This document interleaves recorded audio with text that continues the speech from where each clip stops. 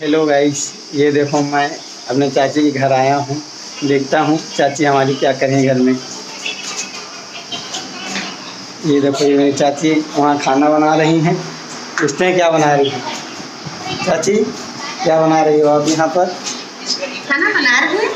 खाना में क्या बना रही है? अभी तो चाय बनाए थे, अब सब्जी बनाने जा रही हैं। और रोटी बनाना है। अच्छा, आप क्या क्या बना लेती हो खाने में? कुछ बना लेते हैं। अच्छा, कुछ गिनाइए। क्या आप खाएंगे? आप क्या खाना पसंद करेंगे? जो आप ज़्यादा अच्छा बना लेती हो। आलू का पराठा, लेकिन गर्मी बहुत हो रही है। अच्छा, गर्मी हो रही है। गर्मी में लस्सी पीजिए, लस्सी बनाए।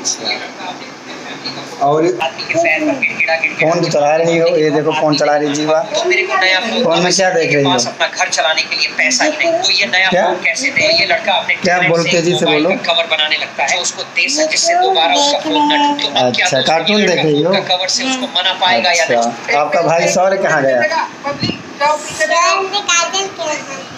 अच्छा, आपको क्या पसंद है सबसे ज़्यादा?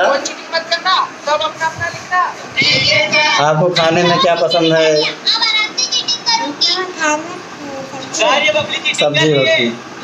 अच्छा, ये मेरी जीवा को सब्जी रोटी ज़्यादा पसंद है। और क्या पसंद है? अपनी फेवरेट चीज़ बोलो, क्या पसंद है?